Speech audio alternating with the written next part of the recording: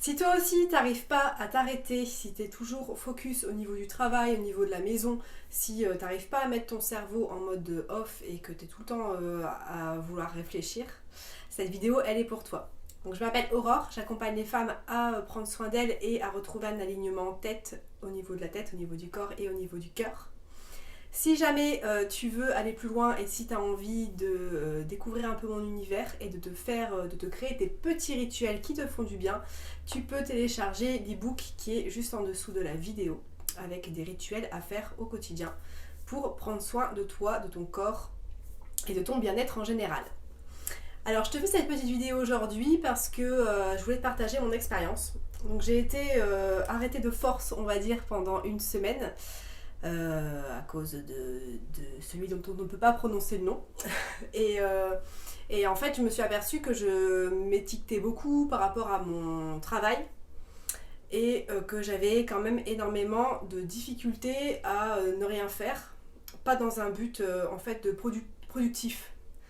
Et que j'avais du mal à me dire, bon bah là c'est bon, en fait je n'ai rien à faire, qu'est-ce qui se passe, qu'est-ce que je vais faire justement. Et j'ai eu un échange en fait avec ma sœur la semaine, enfin il y a quelques jours là.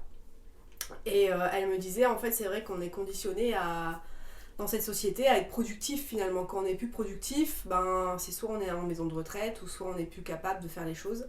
Et ça m'a vachement interrogée justement sur cette notion de ne rien faire et qu'est-ce qu'on peut justement, comment on peut appréhender cette phase-là.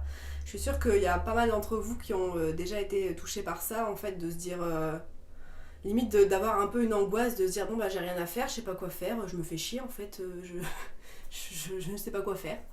Et du coup ça m'a fait vachement réfléchir sur le fait qu'on était beaucoup dans notre tête justement dans cette société, qu'on réfléchissait énormément et qu'on n'avait pas l'habitude de revenir au corps et de faire des choses juste pour dire de prendre du temps et de non, faut pas qu'il y ait un objectif précis en fait, je sais pas si tu vois ce que je veux dire. Mais comme là, j'ai refait un peu de peinture, j'ai fait des choses en fait finalement qui sont pas entre guillemets utiles, mais qui font énormément de bien pour se déconnecter en fait de notre tête et d'être frustrée. Moi j'étais vraiment dans un truc de me dire limite de plus savoir ce que je devais faire en fait. J'étais tellement dans un vide de me dire bah en fait est-ce que ce que je fais dans mon travail c'est juste, est-ce que finalement j'ai un discours de il faut prendre soin de soi mais en fait quand je m'arrête je n'arrive pas à m'arrêter. Donc je voulais en fait faire cette vidéo et partager ça avec toi parce que en fait c'est ok de passer par des phases comme ça. C'est pas facile parce que c'est vrai qu'on a beaucoup d'étiquettes dans notre société. Il faut faire ci, il faut faire ça, il faut être productif, il faut être utile à la société, il faut avoir un peu ce masque, cette étiquette de un peu maman parfaite, de femme qui gère un business, de femme qui gère en fait en règle générale. Et ça m'a vachement interrogée parce que là je sors de cette phase là. Et j'étais impossible pour moi de mettre des choses en place. J'arrivais pas en fait, j'avais aucun goût pour rien. Et du coup, ça m'a interpellée sur le fait d'accueillir ces phases-là. Parce que c'est pas forcément très confortable, mais ça permet de se recentrer et de retrouver justement un certain alignement. Je pense que rien n'arrive par hasard. J'ai cette croyance-là que rien n'arrive par hasard. Ça faisait longtemps que j'avais pas été malade, que j'avais pas dû m'arrêter. Parce que même quand je m'arrête, finalement, je fais quand même des choses. Je vous partage des choses sur les réseaux, par mail, tout ça. Et c'est pas forcément... c'était plus forcément juste pour moi, en fait. J'avais plus envie de faire les choses en mode automatique. Donc je pense que ces phases-là, elles sont là justement pour se retrouver avec soi, pour se dire mince, qu'est-ce que j'ai envie dans la vie, en fait. Qu'est-ce que je veux ? Qu'est-ce qui me fait vibrer ? Qu'est-ce que j'ai envie de mettre au cœur de mon quotidien ? Et du coup, moi je remercie là aujourd'hui cette période-là parce que je sens qu'il y a un truc qui a changé en moi et un truc qui s'est réaligné.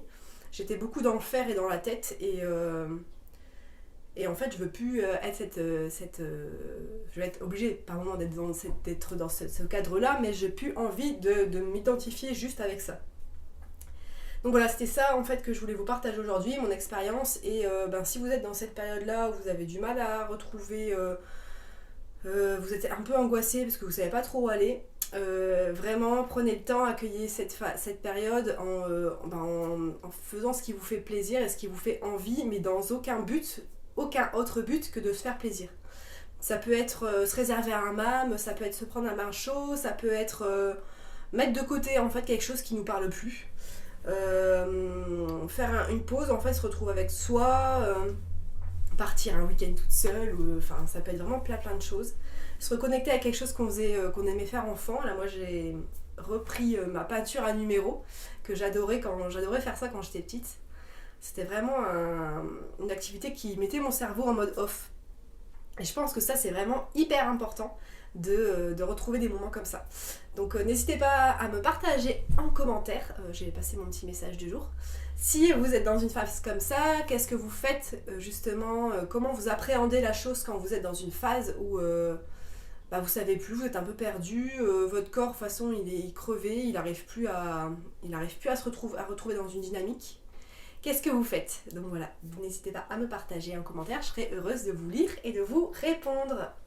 Je vous souhaite une agréable journée, soirée en fonction du moment où vous me regardez. À bientôt!